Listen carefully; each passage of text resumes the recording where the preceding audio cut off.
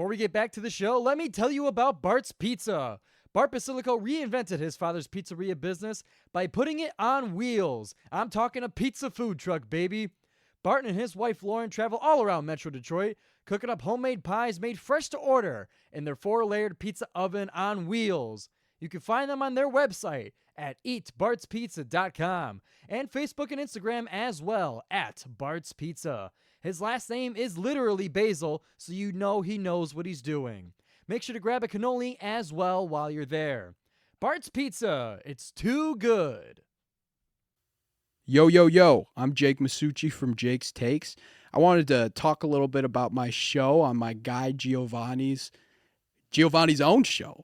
And I wanted to talk about a little bit about Jake's Takes. I'm a student manager at Oakland University, and I kind of just talk all things sports. I talk a lot about the NBA, talk a little college basketball. We did a lot of March Madness stuff recently.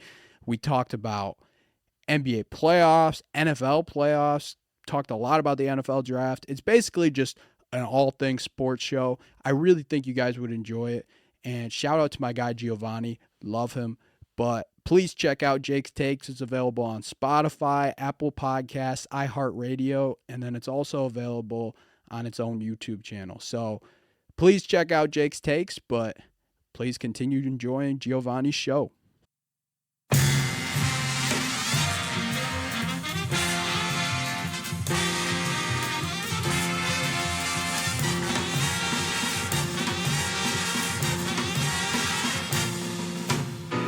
Welcome, everybody, to another edition of the GioMoShow Interviews. I'm your host, Giovanni Mosheri, right here at WXOU.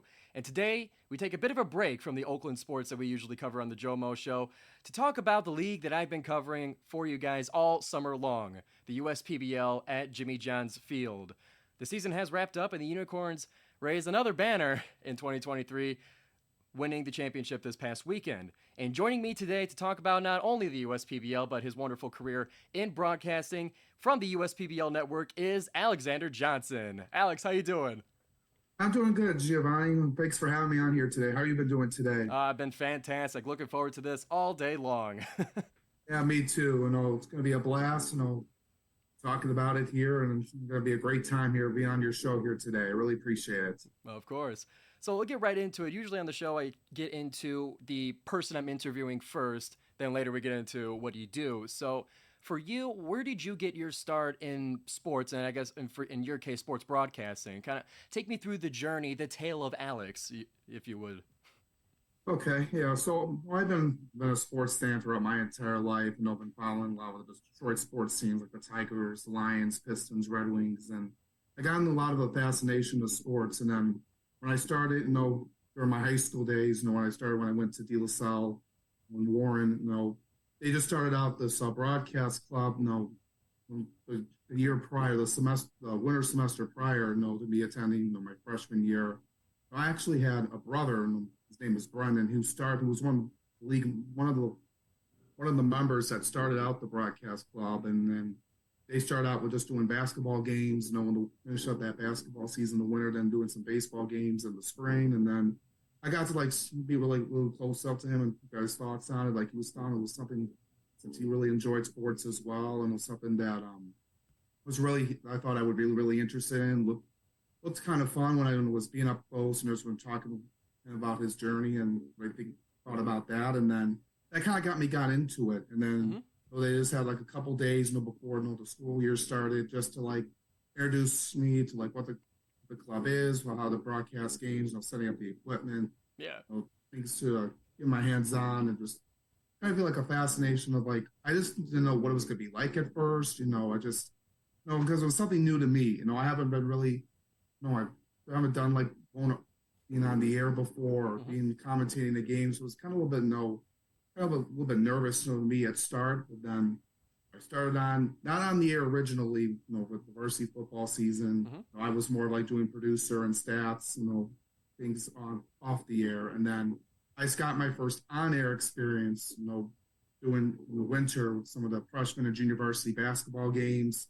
Got to do some of the play-by-play and color commentary. And once I got it rolling, after realizing after a few years, this is kind of fun, that I got to be a part, doing doing some stuff like pregame and halftime show. You know, the following season, you know, for De La Salle for their football season. You know, they won the state championship in 2014 and being down at Ford Field. And that was just really exciting. And there was a lot of just being down there with that atmosphere. And So, it so was you a lot guys, of as the club, you guys went down to Ford Field to call the game?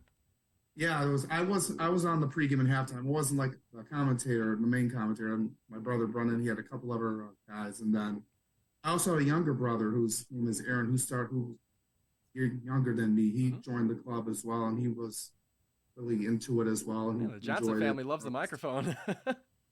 Yeah, no, it's been really fun. And then when I got my upperclassmen years, I reached out to know more of like soccer and hockey games. And when I really took over the club and tried to expand more on, because we mostly just did football, basketball, and baseball games, but we tried to extend things out. And then I got to call the state championship for baseball my junior year, then did hockey my senior year, and they won a state championship. So it's been a lot of fun, being a lot of great at great venues there, and being down at America Park, and then Callahan all UD Mercy, and then being up at Michigan State, and then USA Hockey Arena. It's been a lot of great time there, and then when I got to college, it's just something where I wanted to study in. hmm Well, I like the sports broadcast, but I'm not sure if I want to go into like major into that or into sports journalism. Right, So because that's a really big commitment to go into the education part of that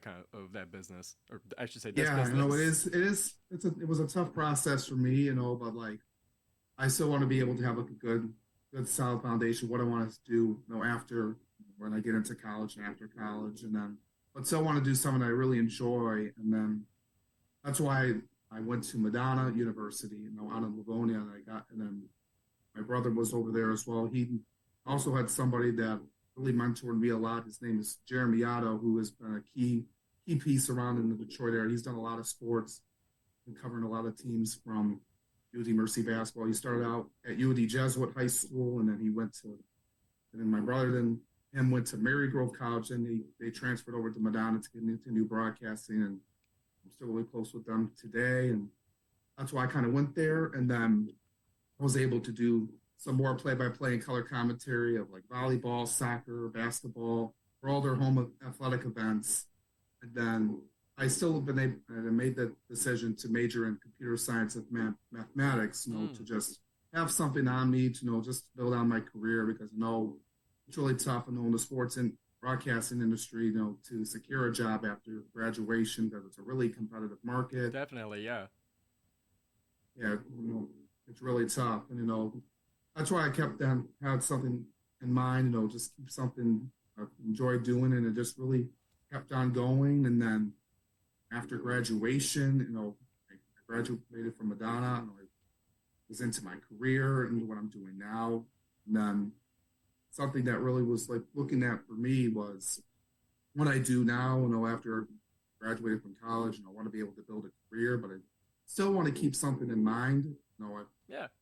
keep my broadcasting in touch, and it's just something I don't want to lose. So I reached out to Lawrence Tech University nearby, and then they were looking for commentators, for their games, and then I was offered a position, and I was happy to take it.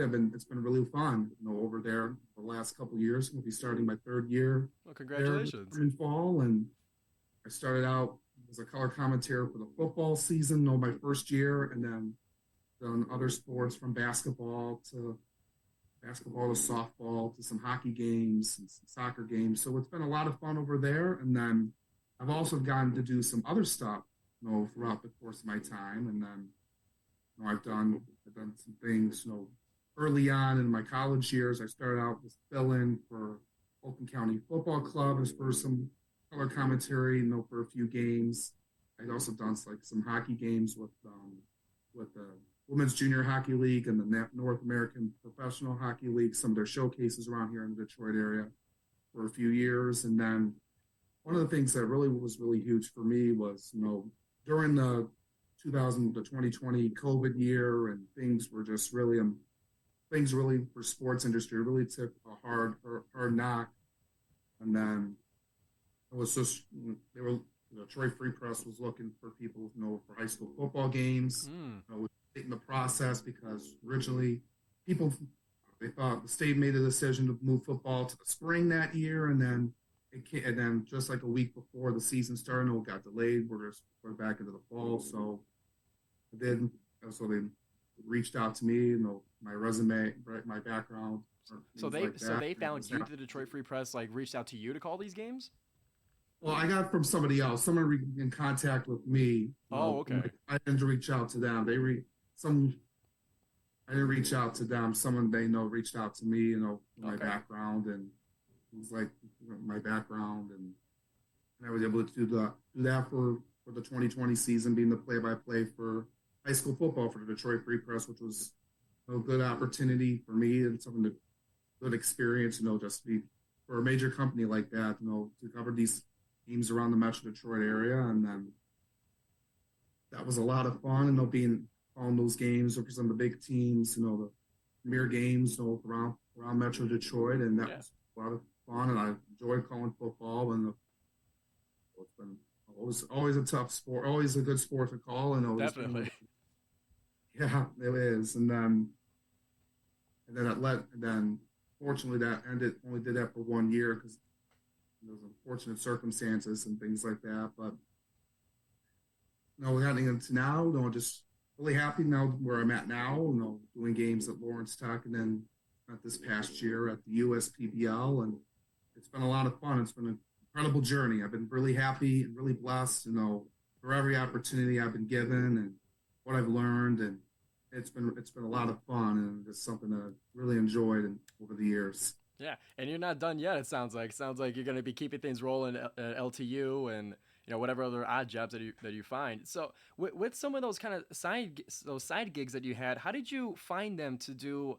I believe it's the women's junior hockey league. Like, how do you find opportunities like in such like a niche sport or niche organization like that?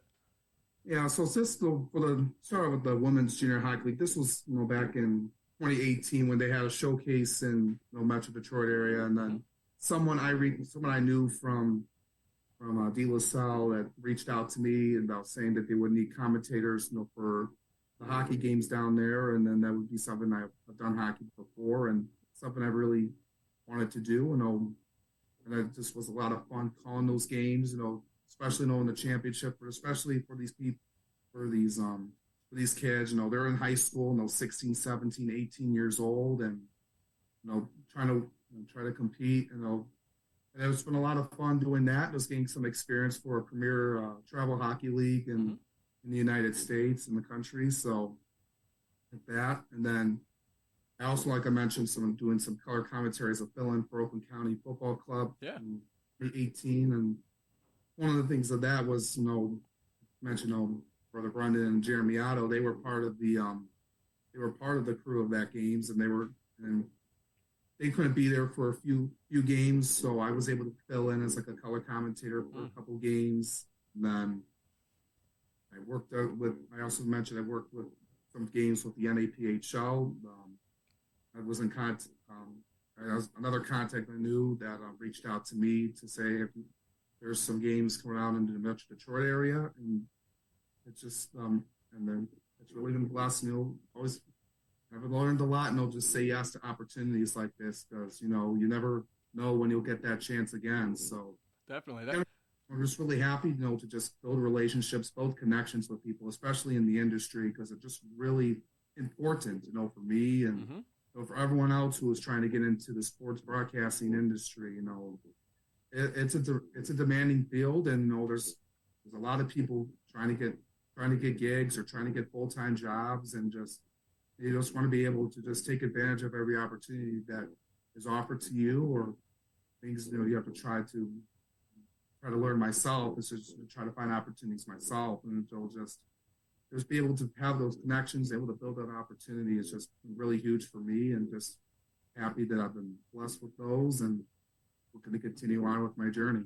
Yeah, and I've been told many times. So like, I mean, I've talked to and tried to make some connections of my own in the sports broadcasting industry, and I always ask for like advice. What would you say to a young broadcaster? This and that.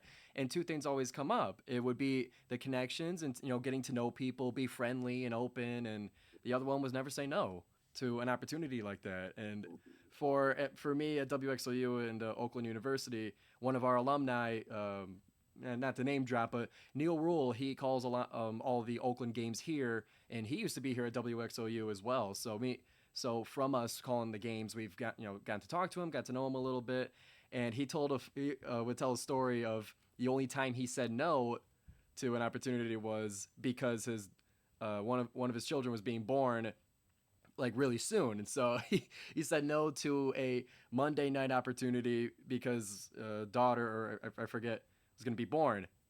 It was born Friday, so he could have done it anyway. Yeah, So there's certain funny stuff. circumstances, if there's someone being born or there's some family emergency or anything like that, that's totally understandable. Oh yeah, yes. There's limits, and you got to do it within reason. But otherwise, you gotta get everything you can. You can't. And and also for the reason of like makes you dependable. You're the person to go to. You are the one that is reliable and dependable to do these jobs. So building that kind of reputation goes to that as well. So it's awesome to hear that you're using that, and you have that advice as well. Yeah, it really is. Just it makes you really, well, we said, dependable and reliable person to go to. You understand, besides like severe circumstances, you're always someone you were able to be there in case of some last minute, when something happens, it's someone who's supposed to be there, but then they ask you at the last minute, something like that. I haven't experienced that a lot, but there's been opportunities been flying up, and then that, Yeah.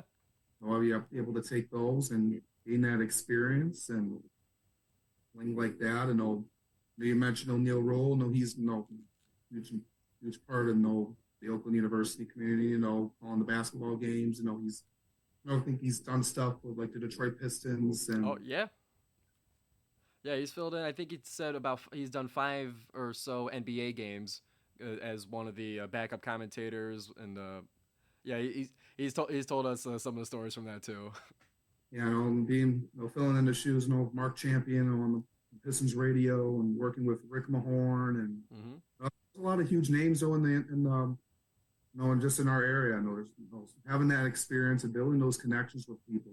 That's also been really huge, and I'm happy that you've been able to work with him and been working with him and some of the other guys that have been working over there at OU, and it's just really huge, especially for you. And just if you're looking for somewhere, you can always ask somebody to reference, for what you've done and for any future employment.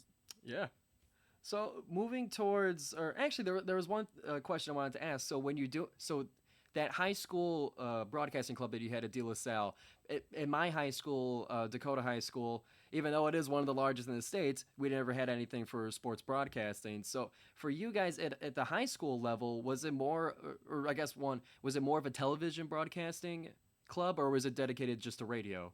Or I'm curious. It was more like audio. We weren't on like on a radio station. We did audio stream through like a website that we sent out over the games, and then we posted out on social media, on Facebook and Twitter.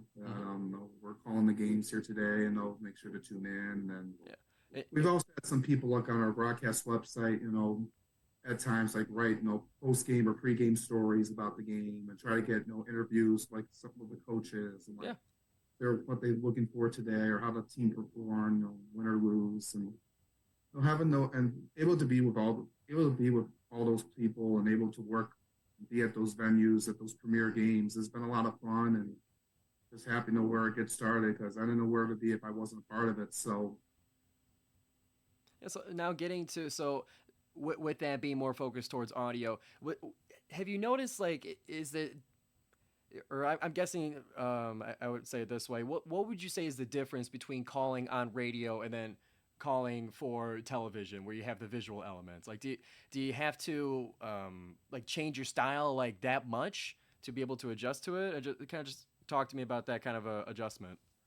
Yeah, I know there's a difference. With audio, nobody can see it. When they're watching at home, so you have to paint the picture of where a guy is at, on the field, or if he's running to the left or running to the right, or in basketball where he is on the court. Is he on the left wing, the right wing? Is he down low in the post, underneath the basket, or is he at half court? you gotta be more descriptive of where people are on the court. Whereas, on television, you try to do that a little bit more, but like, people can see it, so I don't have to do it like as much. But I just Hmm. try to like clarify where people are at some points, Yeah. and then also like the time and score as well, because I know on the radio there's no time and score on the thing, Hmm. so like on the actual radio, so you have to like give like the time and score, every 30 to 60 seconds. Yeah.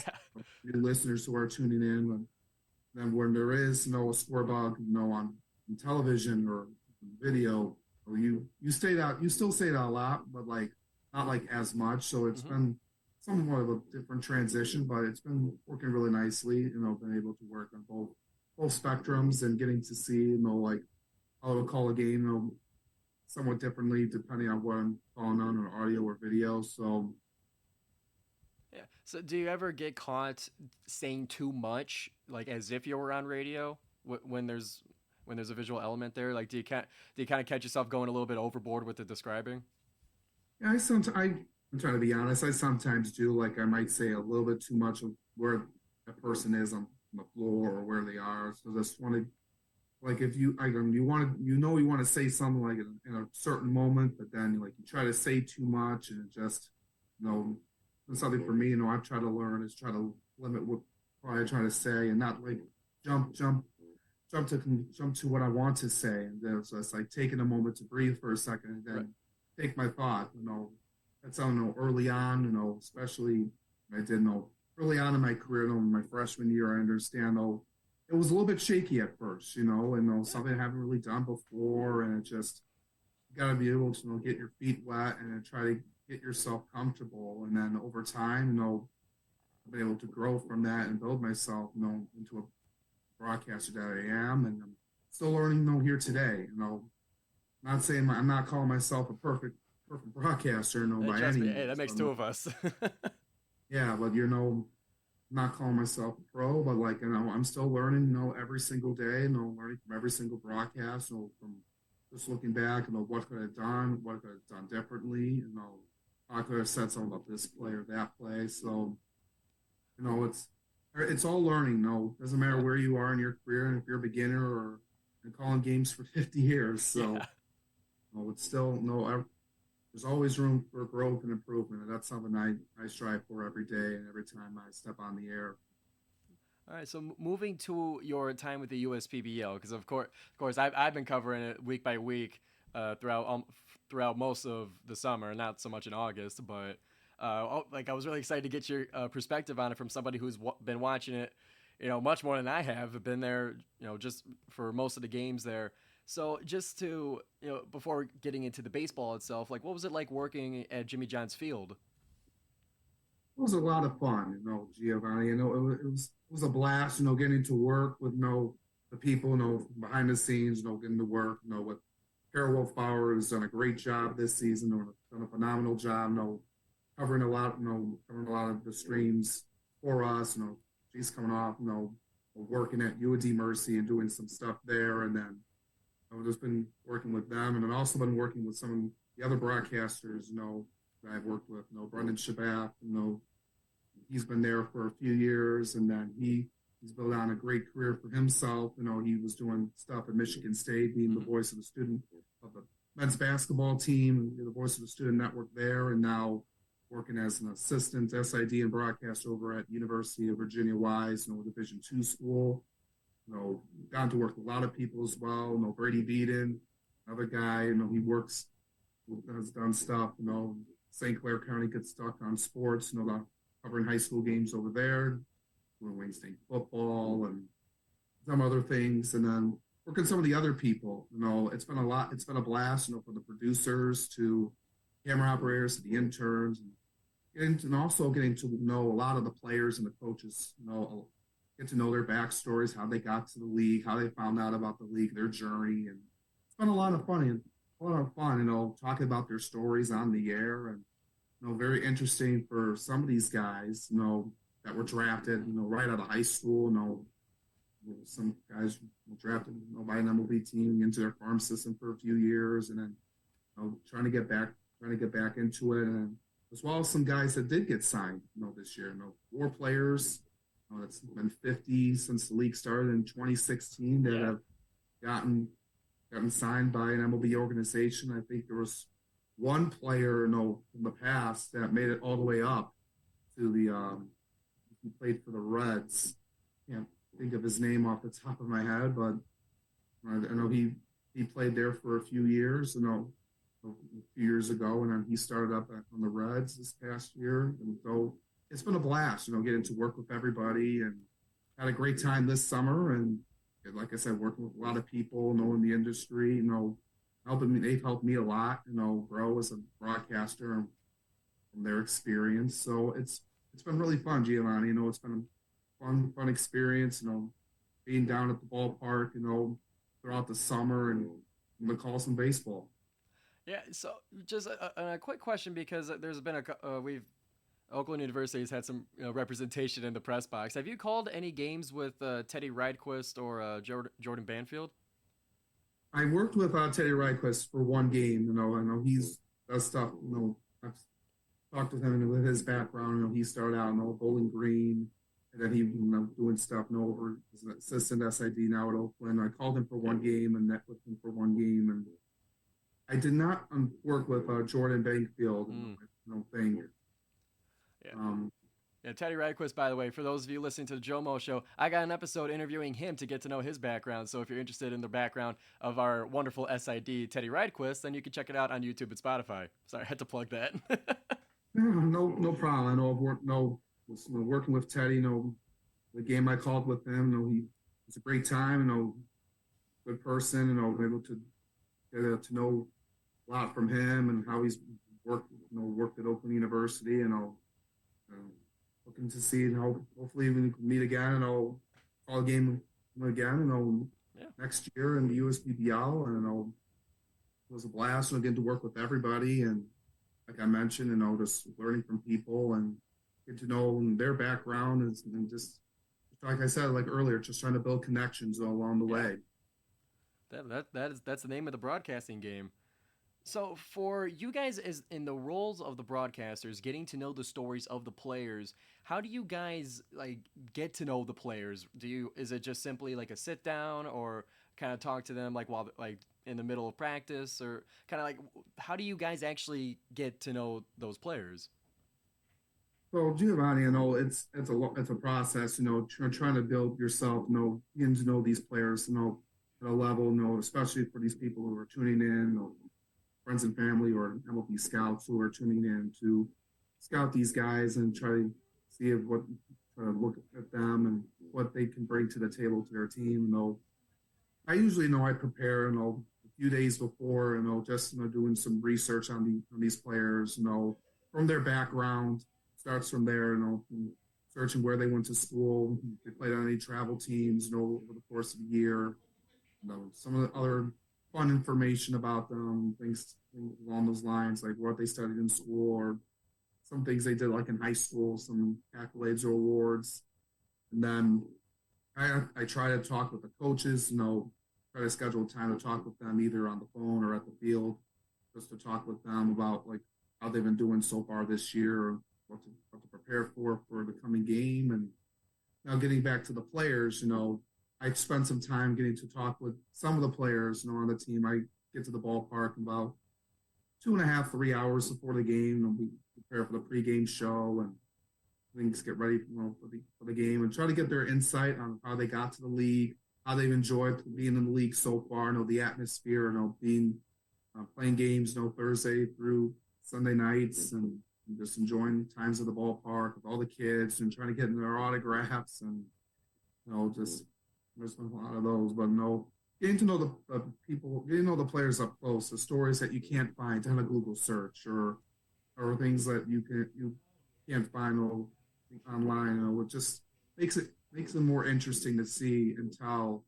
from their perspective, how like their thoughts on the game coming up or how the game has been, how the season has been for them so far. So and getting to know those people, up close and personal, and especially in the coaches and players as well. It just brings a unique aspect that you can tell the viewers, listening from home, who will get to know these players, just trying to, get to know them because I know it's different than players in the MLB. So want to be able to want to be able to introduce them and talk about their season and where they got, how they got here. And it's a really good journey. I've been really happy to bring those stories, to the USPBL community and the fans.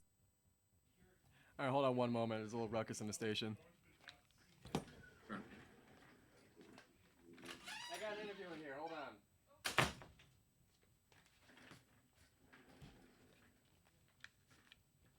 All right, so I'll just I'll remember to edit that out. Okay, no problem. Let me get these back up. All right. So getting into this season of the USPBL, how about let's get into the baseball of things. So from your perspective, what do you think was a overarching story throughout the entire season that you liked following? You can think about the Unicorns having a tough season, but still, ending up winning the championship. So kind of give me your perspective on how the story of this season went for the league. Yeah, so it was a really good year. Everyone did really well. All four teams. It's been an incredible ride. For all of them. Every teams have their ups and downs, highs and lows.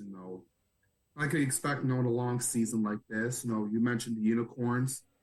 Congrats to them on winning the championship on Saturday night. I mentioned. The start of the season they were coming in. They had the best record in the league last season when they lost to the Beavers in the championship game last year, and then they lost some guys. When they were a young team. They had some players come in late because they had players coming in from the NCAA and the NAIA college baseball tournament. They start off a little bit of a late start, but they've been able to do well. And then looking at late in the season, they kind of went down losing 8 games, but they came right back up and got hot at the right time, and right into championship weekend. They take down the Beavers and then the Hoppers, and then take down the Mammoths in a 3-1 victory. Like I mentioned throughout the course of the year, is that it doesn't matter where you are, if you're the 1 seed or the 4 seed, everyone has a chance, to win it all. Yeah, Because everything's happened in this one game. It's a single game elimination, and then anything can happen. And then you give credit to the Unicorns, give credit, to Jim Messian, Nick Caruso, who was there, and then Pat Adams, the new assistant coach for the Unicorns, who came in. They really did their job, and they got the Unicorns, back on track, and they won it all. And it doesn't matter where they were. A few months earlier. They grinded it out and won it all. And it just shows that doesn't matter, anybody can beat anyone any given day. yeah. And for me as a Hoppers fan, so I'm repping the Hoppers shirt right now.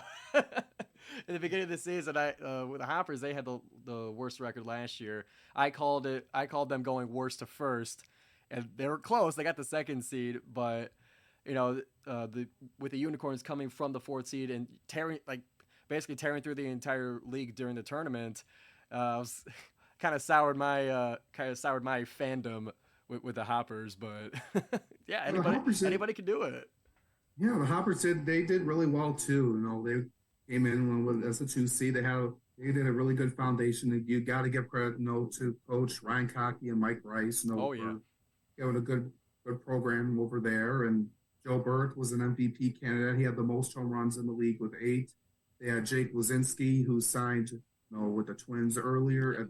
Golden Grizzly alum, yeah.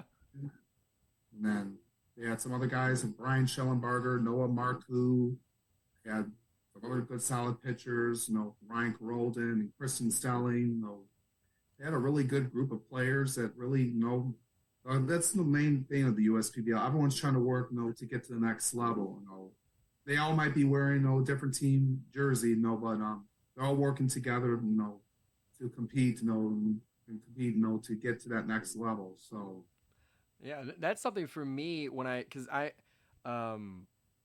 been to I think like 5. I think I was able to go to 5 games this year, and it's something that I personally I just love about the USPBL is that you can see and just knowing that everybody is on the same path. Everybody is going out there to give their best, to give their best tape, to give their best effort on there to get themselves to that next level. And you could tell there's always that effort there in, what at Jimmy John's Field, as well as just the family atmosphere. It's some of from a fan's perspective, everything's kind of lighthearted and stuff. So for me, that I just love that about the league, and I think other people share that as well. I mean, I guess for you to kind of unless you got the same answer as me, what do you like most about the USPBL? What do you think is the big draw over there in Utica?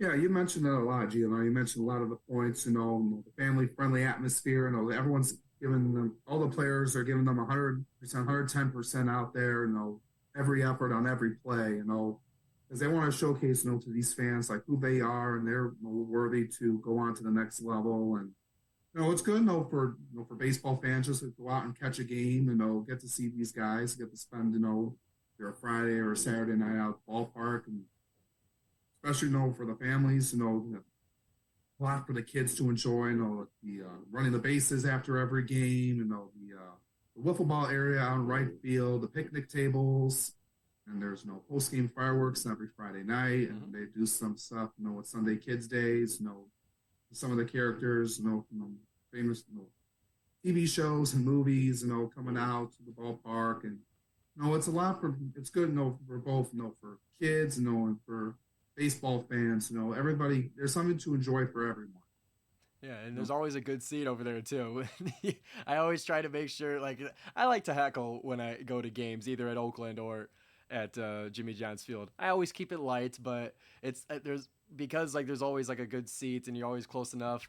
I can make my voice heard there. So that's, if you're a heckler, that's also a a bonus there. Yeah, yeah, and it's also good, for people, that just want to walk around the ballpark, get Yeah. explore the different options, the food and or merchandise, and buying one of their favorite jerseys if they want hoppers or beavers, unicorns, mammoths. It's just something for everyone to enjoy, and then for the players, just for them, just to showcase who they are and how they're worthy to be. They might be wearing the same different jerseys, maybe wearing the different jerseys, but no, they're all playing for each other. It's not like it's not like going down to the ballpark at you're going to the Tigers game and they're playing the either the Guardians or the Royals, and there might be division rivals, and there's like a rivalry there, but there's a lot of friendly competition over here at the USPBL, and it's just been great to know the players, and it's been really friendly and welcomed in, and I really appreciated that, and getting to know a lot of the players and coaches, and it's been a blast this summer, and it's been really fun, and then like you mentioned, it's the best places to be, in Utica and the Metro Detroit area. That's right. And it's been also a blast talking to you, Alex Johnson of the USPBL Network and Lawrence Tech. And yeah, I could go down the list here, but we're gonna have to cut the interview here. But thank you so much for coming on to the Joe Mo Show and sharing your story of broadcasting and a great perspective of the USPBL.